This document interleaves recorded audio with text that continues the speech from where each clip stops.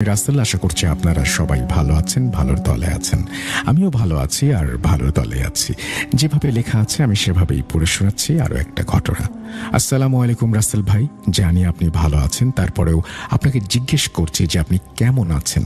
আমি 2012 সাল থেকে ভূত এফএমের একজন নিয়মিত লিসেনার। হঠাৎ আপনার শো বন্ধ হয়ে যাওয়ার কারণে আর শোনা হতো না। এখন যখন আপনি আবারও ভূত.com শুরু করেছেন তখন আমি আর মিস করি না। যাক, জীবনে প্রথমবার ঘটনা লিখে পাঠালাম, যদি ভালো লাগে লিসেনারদের শোনাবেন। আমার বাসা কিশোরগঞ্জ জেলায়, থানার নামটা বললাম না। আমার ছদ্মনাম মাহমুদুল। এখন ঘটনায় আসা যাক। ঘটনাটি শুরু হয় 2019 সালে। তখন জানুয়ারি মাস। আমার খুব কাছের একজন বন্ধু, সে মালয়েশিয়া থেকে আসলো বাংলাদেশে। তখন এই শীতে আমি এবং আমার এলাকার বড় ভাইরা মিলে একটা ক্রিকেট টুর্নামেন্টের আয়োজন করি। টুর্নামেন্ট ছিল নাইট টুর্নামেন্ট। বলে রাখা ভালো যে আমরা যেখানে খেলার আয়োজন করেছি তার পাশেই রয়েছে আমাদের এলাকার কবরস্থান। তো ওই দিন রাতে আমি আর আমার মালয়েশিয়ার বন্ধু দুজন আলোচনা করছি যে এই টুর্নামেন্টটি কিভাবে শেষ করব। দুজনের কথা শেষ হওয়ার পর যে যার বাসায় চলে যাই। তখন রাত প্রায় 12:30। পরদিন সকালে আমি ঘুম থেকে উঠি 10টার দিকে। আম্মু সকালের নাস্তা দিল, নাস্তা খেলাম। তখন আম্মুকে বললাম যে রাতে আমার ঘুম আজকে ভালো হয়নি, কি জানি সব অদ্ভুত অদ্ভুত জিনিস আমার চোখে ভেসেছে। আম্মু বলল এসব কিছু না। আমিও পাত্তা না দিয়ে চলে গেলাম টুর্নামেন্টের কাজ সম্পন্ন করতে। তখন শীতের সময় ছিল, রোদ তেমন নেই, হালকা কুয়াশা। এই কুয়াশার মধ্যেই মাঠের লাইটিং এবং অন্যান্য কাজগুলো সবাই মিলেমিশে করছে। আমি কবরস্থানের পাশে একটি চেয়ার নিয়ে বসে আছি, কারণ আমার শরীরটা খুব খারাপ লাগছে। মাথার মধ্যে যদি কেউ 50 কেজি ওজনের একটা বস্তা রেখে দেয় তাহলে যেমন ক্লান্ত লাগবে ঠিক তেমন। তারপর আমি খেয়াল করলাম আমার সামনে একটি অপরূপ ছায়া পড়ে আছে। কিন্তু অবাক করার বিষয়, এই কুয়াশার মাঝে ছায়াটা কিসের আমি বুঝতে পারছি না। আমার শরীর আরো বেশি ভার হতে লাগলো। আমি ছায়াটা দেখে ভয়ে অজ্ঞান হয়ে যাই। চোখ খুলে দেখি আমি আমার বাসায়। তখন রাত 9টা। এই 10 ঘন্টার সময় কোথায় চলে গেছে আমার জীবন থেকে আমি বলতে পারবো না। সবাই আমাকে জিজ্ঞেস করলো কি হয়েছে। আমি সবাইকে বিস্তারিত বলি। সবাই বলে গোরস্থানের কাছে বসেছিলে তাই হয়তো এরকম ভয় পেয়েছো। তখন আম্মা আমাকে খাবার দেয়। আমি খাবার খেয়ে যথারীতি আমার রুমে শুয়ে পড়ি। কিন্তু স্বপ্নে হঠাৎ করে দেখতে পাই সেই ছায়া যেটা আমি কবরস্থানের পাশে দেখেছি। আমাকে আবার স্বপ্নে বলছে যে এটা তো মাত্র শুরু, এটার শেষ কোথায় তুমি দেখবে। ঘুম ভেঙে যায়। ঘড়ির দিকে তাকিয়ে দেখি 3টা বাজে। আমি বাকি সময়টা ঘুমালাম না। ফজরের আজান পড়ল আর সাথে সাথে আমার চারপাশটা কেমন শান্ত হয়ে গেল। আমি নামাজ পড়ে ঘুমিয়ে গেলাম। সকাল 11টার দিকে ঘুম থেকে উঠলাম। উঠে নাস্তা করে সারাটা দিন বসে থাকলাম আর চিন্তা করলাম রাতে আসলে আমার সাথে কি হলো এটা। সন্ধ্যার পর আমার মালয়েশিয়ার বন্ধু, ওর নাম ছদ্মনাম আদর, ও আমার বাসায় এসে আমাকে বলল চল বন্ধু ঘুরে আসি। তখন আমিও সারাদিন বাসা থেকে বের হই নাই। ওর কথায় আমি বাসা থেকে বের হলাম আর চলে গেলাম আমাদের বাড়ি থেকে 3 কিলোমিটার দূরে একটা নদীর পাড়ে। সেখানে গিয়ে দুই বন্ধু আড্ডা দিতে দিতে রাত তখন প্রায় 12টা। তখন বললাম বন্ধু বাড়িতে চলে যেতে হবে। দুজনে হাঁটতে শুরু করলাম। প্রায় 1 কিলোমিটার চলে আসলাম। তখন আসার পথে একটা তেঁতুল গাছ পড়ে। আবার সেই ছায়া ভেসে উঠল চোখের সামনে। তখন তেঁতুল গাছটা যেন আরো অন্ধকার হতে লাগলো। সেটা দেখে আমি কিছুটা ভয় পেলেও আমার বন্ধুকে বলছি না। তখন দেখলাম সে কিছুটা অনুভব করতে পারছে। আমি এটা দেখার পরেও হাঁটছি, কিন্তু হাঁটার সময় যা ঘটল তার জন্য আমি মোটেও প্রস্তুত ছিলাম না। এবার দেখলাম কালো ছায়া না, 2 পাওয়ালা সাদা পোশাক পরিহিত এক লম্বা তাল গাছের মতো কেউ দাঁড়িয়ে আছে।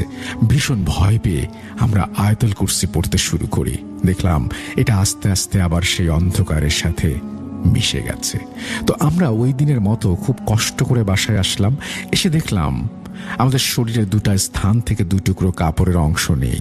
আমার জিন্সের প্যান্ট থেকে হাঁটুর ওপরের অংশ এবং শার্টের পেছন থেকে একটা অংশ। বাসায় আম্মাকে বিস্তারিত সবকিছু বলার পর আম্মু পরদিন একজন হুজুরের কাছে আমাকে নিয়ে গেলেন। হুজুর সবকিছু শুনে আমাকে এবং আম্মুকে মাগরিবের নামাজের পর হুজুরের সাথে দেখা করতে বললেন। আমরাও মাগরিবের নামাজের পর হুজুরের কাছে যাই। যাওয়ার পর হুজুর বলেন, কোনো এক ইনসান জিন দ্বারা আমার ক্ষতি হয়েছে। এটা শুনে আমি একটু অবাক হয়ে যাই, আমার ক্ষতি আবার কে করতে চায়? হুজুরকে জিজ্ঞেস করলে তিনি আম্মুকে বলেন, এটা এখন আমার পক্ষে বলা অসম্ভব, তবে আমি কিছু কাজ করে দিচ্ছি, সব ঠিক হয়ে যাবে। পরে হুজুর আমাকে একটা তাবিজ দিলেন আর বলেন এটা যেন আমি কখনো না খুলি। তারপর থেকে মোটামুটি সব ঠিক হয়ে যাচ্ছে, কিন্তু প্রায় সময় রাতে আমার বাইকের পেছনে একটা কুকুর দৌড়াতো। তবে এটাও আস্তে আস্তে একটা সমস্যার সমাধানের দিকে গেল। আমি আর ছায়াটাকে দেখি না। কেটে যায় 4 বছর। 2023 সালের জুলাই মাস থেকে মূল কাহিনী শুরু। আমি সেই ছায়াটাকে আবার দেখতে পাই। আমি রাতে ঘুমোতে গেলাম, তখন বাসার ঠিক সামনে দেখলাম এই কালো অন্ধকারের মধ্যে একটি ঘড়ি পড়ে আছে, খুব আলো ছড়াচ্ছে। ঘড়িটা দেখার জন্য আমি রুম থেকে বের হই, কিন্তু কাছে যেতে পারি না। কাছে গেলে এটা আমার থেকে দূরে চলে যাচ্ছে। তার মধ্যে আমি অনেকটা পথ চলে এসেছি। হঠাৎ দেখি ঘড়িটা আমার চোখের সামনে এবং 2019 সালে দেখা সেই লোকটি আমার সামনে চলে এসেছে। হঠাৎ আমি সম্বিত ফিরে পাই। আমি কোথায় চলে এসেছি? চারিদিকে শুধু অন্ধকার, আর আমার চোখের সামনে দাঁড়িয়ে আছে সেই লম্বা মানুষটি। আমি আল্লাহ বলে পেছনের দিকে একটা দৌড় দিয়ে চলে আসলাম। কোথায় আসলাম, কতক্ষণ দৌড়েছি কিচ্ছু জানি না, আমার কিছু মনে নেই। আমি একটা সময় জ্ঞান হারিয়ে ফেলেছিলাম। হঠাৎ করে আমার চোখে মুখে কেউ পানি দিচ্ছে। আমার জ্ঞান ফিরল। ফজরের আজান হচ্ছে। কেউ আমাকে জিজ্ঞেস করছে এখানে কিভাবে আসলাম। জায়গাটা সেখানে যেখানে আমি চেয়ার নিয়ে বসেছিলাম, সেই কবরস্থান। আমি তাদের বেশি কিছু বলিনি, শুধু বলি আপনারা আমাকে একটু বাসায় পৌঁছে দেন। এলাকার লোকেরা তখন আম্মাকে ডাক দেয়। আম্মা আমাকে দেখে কাঁদছেন আর বলছেন কি হচ্ছে এসব। আমি আম্মাকে সবকিছু বলি, কিন্তু সমস্যা হলো যে তার পরদিন সকাল থেকে আমার জ্বর, পেটে পিঠে ব্যথা, শ্বাসকষ্ট শুরু হয়। আমার মনে হচ্ছে যে আমার সময় হয়তো শেষ। সাথে সাথে আমাকে ঢাকার একটা হসপিটালে ভর্তি করা হয়, কিন্তু 3 দিন চিকিৎসা করার পর ডাক্তার আমার কোনো রোগ ধরতে পারে না। আমি কিছু খেতে পারি না। হাসপাতাল থেকে আমাকে রিলিজ করে দেয়। বাড়িতে আসলাম, আমার অবস্থা আরো খারাপ হতে লাগলো। তারপর সেই হুজুরের সাথে আম্মা দেখা করলো। হুজুর বলল আমাকে নিয়ে যেতে। আমি হুজুরের বাসায় গেলাম। হুজুর আমাকে দেখে বললেন, এই সমস্যা আমি সমাধান করতে পারবো না। আমি যে তাবিজটা দিয়েছিলাম সেটা নষ্ট হয়ে গেছে, আর তাই সেই জিন দ্বারা কালো জাদুটি করা সম্ভব হয়েছে। তার একদিন পর হুজুর আমাদের বাড়িতে আসবেন বলেন। হুজুর বলেন ওনার পালিত জিন দ্বারা রাস্তা বের করতে হবে, আর বলেন অরিজিনাল খাঁটি তুলারাশি একজন লোককে সঙ্গে রাখার জন্য। তো আমরা হুজুরের কথা মতো সবকিছুর আয়োজন করি। হুজুর একদিন পর অর্থাৎ শনিবার রাত আনুমানিক প্রায় 10টা বাজে তখন আসেন। একটা রুমের মধ্যে আমাকে নিয়ে বসেন এবং ওই তুলারাশির ব্যক্তিকেও নিয়ে আসা হয়। আমার রুমের 4 কোণায় 4টি মোমবাতি দিয়ে লাইট ফ্যান বন্ধ করে হুজুর তার মেহমানদের আমন্ত্রণ জানান। লাইট ফ্যান বন্ধ, তারপরেও প্রচণ্ড একটা বাতাসে রুমটা ভরে যায়। মনে হচ্ছিল মোমবাতির আগুন এখনই নিভে যাবে। রুমের মধ্যে সবকিছু যেন আস্তে আস্তে শান্ত হতে লাগলো। আর সেই তুলারাশির ব্যক্তিটি তিনি হুম হুম একটা শব্দ করছিলেন, ভয়ঙ্কর লাগছিল। হুজুর বললেন ভয় পাওয়ার কিছু নেই। তারপর তুলারাশির ব্যক্তিটি আমাদেরকে সালাম দিল। আমরা তার সালাম গ্রহণ করলাম। হুজুর জিজ্ঞেস করলেন তোমার নাম কি? উত্তরে সে বলল কাঞ্চনা। তারপর তুলারাশির ব্যক্তি হুজুরকে বলে আপনি আমাকে কেন ডেকেছেন? তখন হুজুর বলেন তোমার সামনে যে ছেলেটি বসে আছে তার সমস্যার জন্য তোমাকে ডেকেছি, তাকে কিভাবে সুস্থ করতে পারি। তখন হুজুরের পালিত জিন বলেন একজন ইনসান একটা দুষ্টু জিনের মাধ্যমে কালো জাদু করেছে, কিন্তু এখনো 3 ঘন্টা সময় আছে আপনাদের হাতে। কিছু করার মতো হলে আপনাদের এখনই করতে হবে। হুজুরের পালিত জিন বলে আমরা সবকিছু করতে পারবো, কিন্তু আমাদের খুশি করতে হবে। পরে হুজুর বললেন সবকিছু হবে, তুমি আগে ওকে সুস্থ করো। তখন তুলারাশির ব্যক্তি আমাদের বলেন 3টি লাল রক্ত জবা ফুল নিয়ে আসতে হবে। কথা মতো সাথে সাথে 3টা রক্ত জবা ফুল নিয়ে আসা হয়। সেটা হুজুরের পালিত জিন কি যেন বলে 3 বার ফু দিয়ে দেন। ফজরের আজানের পর কবরস্থানে গিয়ে নামাজের পূর্বে প্রতিদিন একটা করে 3 দিনে 3টা ফুল খেতে বলা হয় আমাকে। বাকি কাজগুলো তারাই করবেন। তারপর আমার বাসা থেকে 17টি তাবিজ, একটি পুতুল বের করে আনা হয়। প্রথমে একটি ঘড়ি দেখেছিলাম আমি ঠিক সেই জায়গায় যেখানে দেখেছিলাম মাটির নিচ থেকে পুতুলটাকে বের করা হয়। এই পুতুলের গায়ে ছিল আমার সেই জিন্সের প্যান্টের কাপড়, আর সেগুলো আগুনে সব পুড়িয়ে ফেলা হয়। তারপর আমরা সবাই জানতে চাই কে করেছে সব। তারপর উনি বললেন আমার এক বন্ধুর কথা, যা আমি বিশ্বাসই করতে পারছিলাম না। তারপর জিনটি বলেন কিছুদিন আগে আমার যে বিয়ে ঠিক হয়েছিল সেটাও ভেঙে গিয়েছে সেই বন্ধুর কারণেই। আমি আমার বন্ধুর নামটি প্রকাশ করছি না। আমার সেই বন্ধুর সাথে আমার সম্পর্কটা নষ্ট হয় টাকা নিয়ে। আমি ওকে টাকা দিয়েছিলাম, কিন্তু ও তার বদলে আমার সাথে প্রতারণা করেছিল। যাক, তারপরে জিনের কথা মতো সব কাজগুলো শেষ করলাম।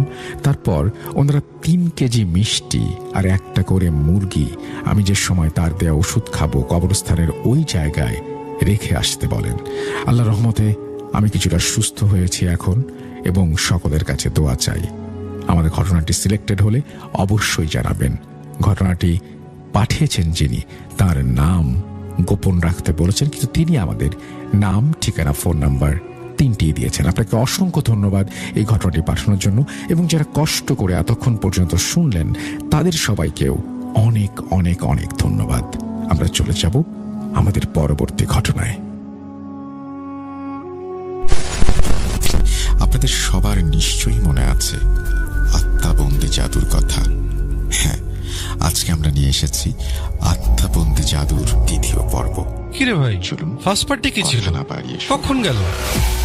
ভয়ের রাজ্যে হারাতে গিয়ে পথ হারিয়ে ফেলছেন না তো? জি হ্যাঁ, সবার সাথে আপডেটেড থাকতে এক্ষুনি সাবস্ক্রাইব করে নিন আর ঘন্টা বাজিয়ে দিন।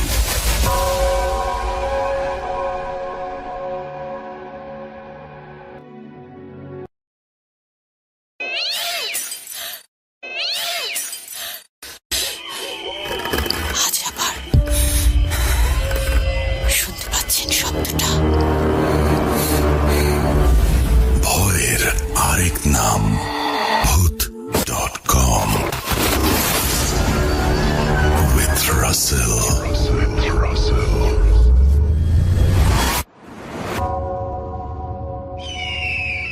Welcome back. আপনাদের সবাইকে স্বাগত জানাচ্ছি আমি রাসেল। আশা করছি আপনারা সবাই ভালো আছেন এবং ভালোর তলে আছেন। আমিও ভালো আছি আর ভালোর তলেই আছি। সাবিত আলম এই ঘটনাটি সংগ্রহ করেছেন এবং তিনি শুরুতেই বলেছেন যে তিনি যেই ঘটনাটি আজকে আমাদের সাথে শেয়ার করবেন সেই ঘটনাটি পর্তুগালের সেই আন্টির মতো একজন জাদুকরের, কিন্তু তিনি সেই সাথে বলেছেন যে তিনি পর্তুগালের আন্টির সাথে অনেকেই যোগাযোগ করতে চান, সেই বিষয়ে কোনো দায়িত্ব নিতে পারবেন না। এরপরে তিনি লিখছেন, কোনো ভূমিকা বা পরিচয় পর্বে না গিয়ে আপনাদের কাছে আবারও অনুরোধ করছি যে দয়া করে নাম্বার বা ঠিকানার জন্য কেউ আমাকে পার্সোনালি ইমেল বা মেসেজ করবেন না, কারণ আমি কারো ক্ষতির দায় নিতে ইচ্ছুক নই। ক্ষমা করবেন। চলুন আজকের এই ভয়ানক কনফেশনের দিকে যাই। ঘটনাটি আমি জাদুকরের ভাষাতেই লিখছি, আর আমার লেখার অনিচ্ছাকৃত ভুল ত্রুটির জন্য সবার কাছে ক্ষমা চাচ্ছি। আজকের ঘটনাটি যাকে নিয়ে, তিনি সাবিনা খাতুন। তিনি বলছেন, কেমন আছেন? আজ আমি আপনাকে যে ঘটনাটি শোনাতে যাচ্ছি সেটিকে আসলে নিছক একটি ঘটনা বলা ভুল হবে। এটি আসলে আমার জীবনের এক ভয়াবহ স্বীকারোক্তি বা কনফেশন। আজ প্রথমবারের মতো আমি আপনার এবং আপনার অগণিত শ্রোতাদের সামনে আমার জীবনের এই কালো অধ্যায়টি উন্মুক্ত করছি। আল্লাহই ভালো জানেন যে আমার শেষ পরিণতি কি হবে বা পরকালে আমার কপালে কি লেখা আছে, কিন্তু অন্তত এই ঘটনাটি সবাইকে শুনিয়ে আমার মনে হচ্ছে আমার বুকের ওপর চেপে থাকা পাথরটি হয়তো কিছুটা হালকা হবে। আমি আশা করব আপনি আমার এই ঘটনাটি আপনাদের চ্যানেলে অবশ্যই প্রচার করবেন, যেন অন্য কেউ আমার মতো ভুল না করে। ঘটনার গভীরে যাওয়ার আগে আমি একটা প্রসঙ্গে কথা বলতে চাই। আমি কিছুদিন আগে আপনার চ্যানেলেই এই ধরনের একটি ঘটনা শুনেছিলাম। সম্ভবত সেটি পর্তুগালের জাদুকরী আন্টি নামে বেশ জনপ্রিয়তা পেয়েছিল। সেই ঘটনায় ওই মহিলা নিজেই কালো জাদু বা ব্ল্যাক ম্যাজিক করতেন। আমার জীবনের ঘটনাটি কিছুটা সেরকম, তবে পার্থক্য হলো আমি জেনে বুঝে বা পরিকল্পনা করে এই অন্ধকার জগতে পা বাড়াইনি।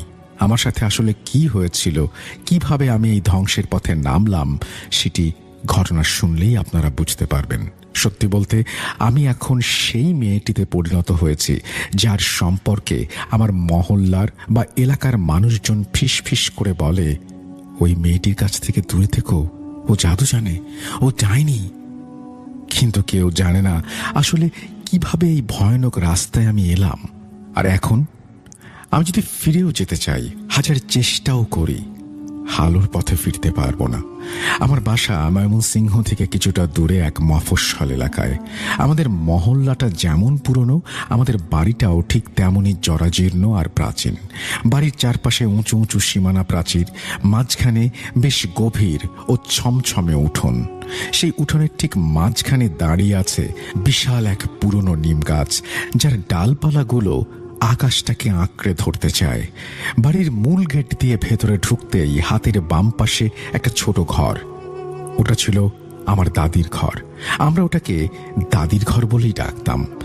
যে সময়ের কথা বলছি তখন দাদি মারা গেছেন প্রায় 3 বছর হয়ে গেছে, কিন্তু তার মৃত্যুর পর থেকে ওই ঘরটা সবসময় তালাবন্ধই থাকতো। কেউ ওই ঘরে ঢুকতো না। আম্মু প্রায়ই আমাকে সতর্ক করে বলতো, সাবিনা, খবরদার ওই ঘরের দিকে ভুলেও যাবে না, ওখানে গেলে তোমার ভালো লাগবে না, শরীর খারাপ করবে। কিন্তু মানুষের মন বড়ই অদ্ভুত। যে জিনিসটা থেকে মানুষকে বারবার বারণ করা হয় বা নিষেধ করা হয়, সেই জিনিসের প্রতি মানুষের আকর্ষণ বা কৌতূহল থাকে সবচেয়ে বেশি।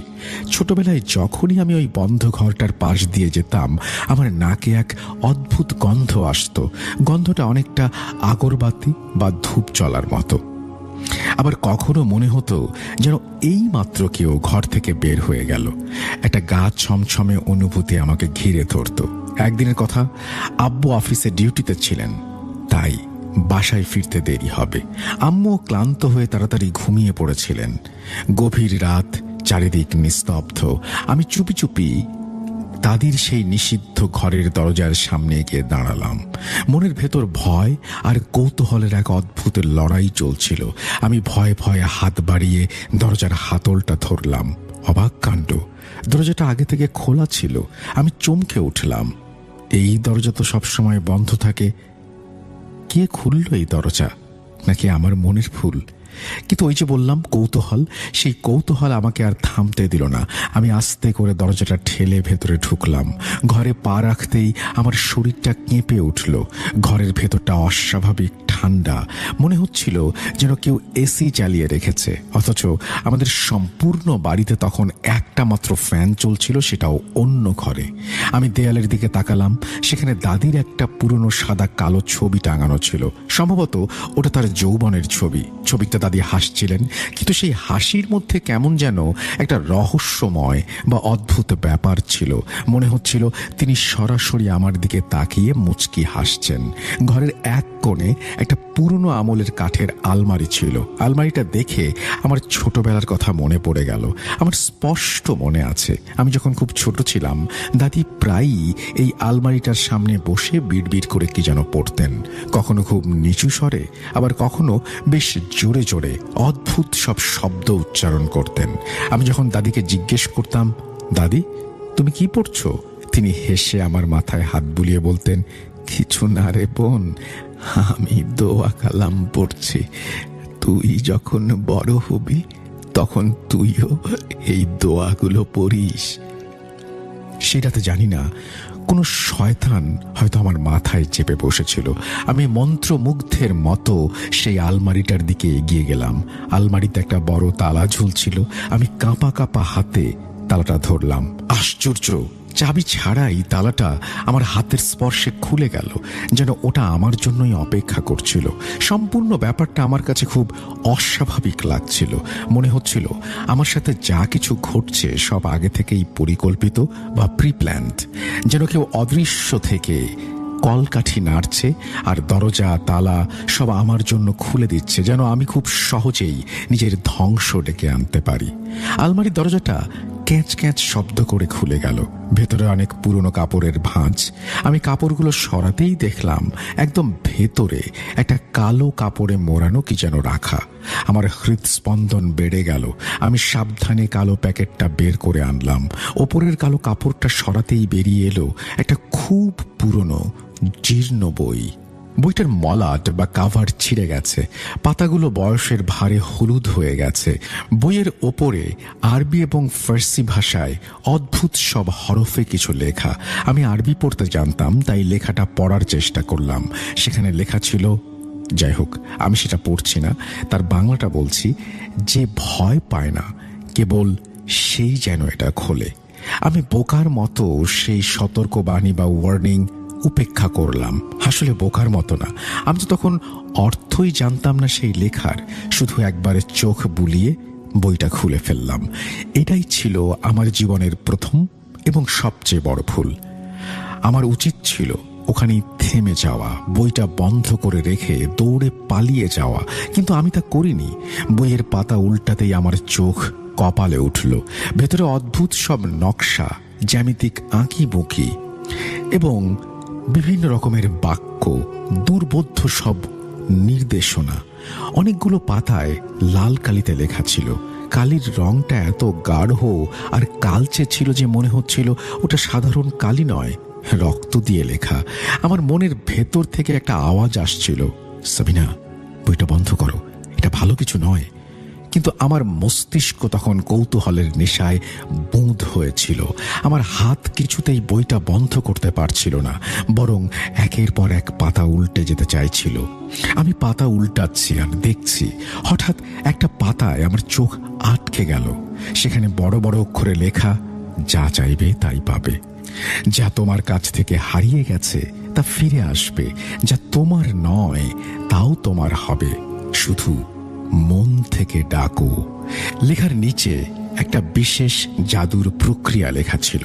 সেখানে বলা ছিল, রাতের নির্জনতায় নির্দিষ্ট কিছু শব্দ পাঠ করতে হবে, আর এই কাজের জন্য কিছু খুব সাধারণ জিনিসের প্রয়োজন: একটু লবণ, কালো সুতো, একটা আয়না এবং নিজের মাথার একটা চুল। আমি বইটা বন্ধ করলাম, কিন্তু আমার বুকের ভেতর তখন উথাল পাথাল চলছে। আমি যে খুব ধার্মিক বা নামাজি মেয়ে ছিলাম তা নয়, তবে এমন বোকাও ছিলাম না যে হুট করে জাদুতে বিশ্বাস করে বসবো। কিন্তু সমস্যাটা ছিল আমার পরিস্থিতি আর আমার মনের হীনমন্যতা। আমার নিজের জীবনটাকে আমার খুব তুচ্ছ আর সাধারণ মনে হতো। আব্বুর সামান্য আয়ে আমাদের সংসার কোনো মতে চলতো। আম্মুর শরীরটা সবসময় খারাপ থাকতো, চিকিৎসার টাকা জুটত না। ওদিকে ভার্সিটিতে আমার বান্ধবীদের দেখতাম কি সুন্দর তাদের জীবন, তাদের হাতে দামি আইফোন, গায়ে নাম করা ব্র্যান্ডের জামা কাপড়, কাঁধে দামি ব্যাগ। আর আমি যখন নিজের দিকে তাকাতাম তখন মলিন চেহারা আর দারিদ্র্য ছাড়া কিছুই দেখতাম না। আমার মনের ভেতর হিংসার আগুন জ্বলত। সবসময় ভাবতাম, ইস, আমার যদি ওদের মতো টাকা থাকতো, আমরাও যদি বড়লোক হতাম। এই বইটা দেখে আমার মনে একটা আশা জাগলো। বুঝতে পারছিলাম এটা কালো জাদু, এর ভেতর যা লেখা আছে সবই কুফরি কালাম। আমার বিবেক আমাকে বারবার বাধা দিচ্ছিল, সাবিনা এই পথে যাস না, এটা ধ্বংসের পথ। কিন্তু শয়তান আমার মগজে ঢুকিয়ে দিল যে বড়লোক হওয়ার, ধনী হওয়ার এর চেয়ে সহজ রাস্তা আর নেই। অনেক চিন্তা ভাবনার পর আমি সিদ্ধান্ত নিলাম, আমি এই জাদুটা করব। ধনী হওয়ার নেশা আমাকে অন্ধ করে দিয়েছিল। পরের রাতটা ছিল বৃহস্পতিবার দিবাগত রাত, অর্থাৎ জুম্মার রাত। বইয়ে লেখা ছিল এই রাতটি এসব কাজের জন্য উপযুক্ত। রাত গভীর হলো, বাসার সবাই ঘুমিয়ে কদাকার।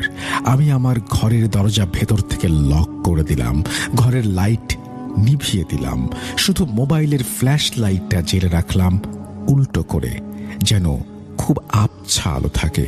বইয়ে লেখা ছিল এই কাজ খুব কম আলোতে করতে হবে।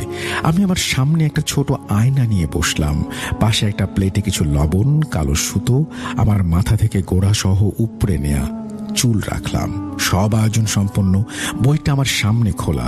আমি বইয়ের নির্দেশ মতো মন্ত্র পড়তে শুরু করলাম। শব্দগুলো উচ্চারণ করা কঠিন ছিল, জিভে আসছিল না, কিন্তু আমি চেষ্টা করে যেতে লাগলাম। বইয়ে লেখা ছিল এই শব্দগুলো 3 বার পড়তে হবে। আমি যখনই পড়া শুরু করলাম, আমার ঘরের পরিবেশটা কেমন যেন পাল্টে যেতে লাগলো। আমার ঘরের ফ্যান বন্ধ ছিল, জানালাও লাগানো, অথচ আমি স্পষ্ট অনুভব করলাম ঘরের ভেতর একটা হিম শীতল হাওয়া বইতে শুরু করেছে। মনে হচ্ছিল আমার ঠিক কানের কাছে বা ঘাড়ের পেছনে কেউ ফুঁ দিচ্ছে। আমার হাত পা ভয়ে কাঁপছিল, কিন্তু আমি থামলাম না। পড়া শেষ করে বইয়ের নির্দেশ মতো আয়নায় নিজের প্রতিবিম্বের দিকে তাকালাম। বইয়ে লেখা ছিল, আয়নায় তাকিয়ে নিজের নাম বলো এবং মনে মনে সেই ইচ্ছাটার কথা ভাবো যা তুমি সবচেয়ে বেশি চাও। আমি আয়নার দিকে তাকালাম। এক মুহূর্তের জন্য আমার মনে হলো আমার পুরো মুখে নানান ধরনের কালো কালো ছোপ ছোপ দাগ। আমি ভয় পেয়ে চোখ সরালাম, আবার দেখলাম এবার দাগগুলো নেই। আমি সাহস সঞ্চয় করে নিজের নাম বললাম এবং মনে মনে সেই ইচ্ছাটা পোষণ করলাম যা আমি ছোটবেলা থেকে চেয়েছি। আপনারা হয়তো আমার ইচ্ছেটা শুনে হাসবেন বা আমাকে ঘৃণা করবেন, কিন্তু আমার একটাই চাওয়া ছিল সবাই আমার দ্বারা প্রভাবিত হোক, আমার কাছে অঢেল টাকা থাকুক, আমাকে দেখে মানুষ হিংসা করুক এবং আমি যেন সবার মধ্যমণি হয়ে উঠি। যেই আমি এই কথাটা ভাবলাম, আয়নার দিকে তাকিয়ে আমি চমকে উঠলাম। দেখলাম আমার চোখগুলো কেমন যেন সম্পূর্ণ কালো হয়ে গেছে, সাদা অংশটি যেন নেই, ভেতরটা ধোয়ার মতো ধোঁয়াশা। হঠাৎ আমার মাথাটা ভন ভন করে ঘুরে উঠল, চোখের ওপরে অন্ধকার নেমে আসলো। তারপর আর কিছু মনে নেই। যখন জ্ঞান ফিরল, দেখলাম আমি বিছানায় শুয়ে আছি। আমার পুরো শরীর ঘামে ভিজে গেছে, এমনকি পরনের কাপড়টাও ভিজে চুপচুপে হয়ে গেছে। আম্মু আমার শিয়রে দাঁড়িয়ে আমাকে চোখ খুলতে দেখে আম্মু উদ্বিগ্ন হয়ে বললেন, হাই সাবিনা, সাবিনা তুই ঠিক আছিস তো? সকালে তোকে ডাকতে এসে দেখি তুই মেঝের উপরে অজ্ঞান হয়ে পড়ে আছিস। আমি আম্মুকে মিথ্যা বললাম, আম্মু আসলে আজকাল পড়ার খুব চাপ যাচ্ছে তো, রাতে ঠিক মতো ঘুম হচ্ছে না, তার উপর এই খাওয়া দাওয়ায় অনিয়ম করেছি, দুর্বলতার কারণে হয়তো পড়ে গিয়েছিলাম। আম্মু আমার মাথায় হাত বুলিয়ে বললেন, নিজের শরীরের যত্ন নিস মা, ঠিক মতো খাওয়া দাওয়া করিস। এই বলে আম্মু চলে গেলেন। কিন্তু এরপর থেকে আমি একটা অদ্ভুত পরিবর্তন লক্ষ্য করলাম। আমি যেই কাজটি করেছিলাম বা জাদুটি করেছিলাম তার ফল পেতে শুরু করলাম। পরের কয়েকদিনে আমার জীবনে অবিশ্বাস্য সব ঘটনা ঘটতে শুরু করলো। ইউনিভার্সিটিতে গেলাম, আগে কেউ আমার দিকে ফিরেও তাকাতো না। সেদিন ক্যাম্পাসে ঢুকতেই মনে হলো সবার নজর আমার দিকে। যেসব মেয়েরা আমাকে পাত্তাই দিত না, আমাকে নিয়ে হাসাহাসি করত, তারা দেখি নিজে থেকে এসে আমার সাথে কথা বলছে, আমার সাথে বন্ধুত্ব করার জন্য তারা পাগল হয়ে উঠছে। বুঝতে পারছিলাম না ওদের হলোটা কি। আগে যারা আমার পোশাক বা চলাফেরা নিয়ে টিটকিরি দিত, এখন তারা আমার পাশে বসার জন্য মরিয়া হয়ে উঠছে। এবং ব্যাপারটা এখানে থামলো না। যদি কোনো টিচার আমাকে ক্লাসে সামান্যও বকাবকি করত, তাহলে আমার এই নতুন বান্ধবীরা আমার হয়ে টিচারের সাথে তর্ক জুড়ে দিত। লাস্ট সেমিস্টারে আমি খারাপ করেছিলাম। একদিন টিচার আমাকে ডেকে বললেন, সাবিনা আসলে দোষটা আমারই, আমি তোমাকে ঠিকমতো গাইড করতে পারিনি। খিটখিটে একজন টিচার, তিনি এই কথা বলছেন। বাসার পরিস্থিতিও পাল্টে গেল। একদিন ইউনিভার্সিটি থেকে ফিরে দেখি আব্বু খুব খুশি। আব্বুর স্বভাব ছিল খুব গম্ভীর, আমার সাথে খুব একটা হাসি মুখে কথা বলতেন না। কিন্তু সেদিন আব্বু আমাকে কাছে ডেকে বসালেন, বললেন, সাবিনা জানিস তো মা, আজ অফিসে আমাকে বড় অঙ্কের একটা বোনাস দিয়েছে। আমি ঠিক করেছি আগামী মাসেই তোকে একটা ভালো মোবাইল কিনে দেব। সব কিছু কেমন যেন স্বপ্নের মতো মনে হচ্ছিল। আমার সব ইচ্ছে যেন জাদুর মতো পূরণ হচ্ছিল।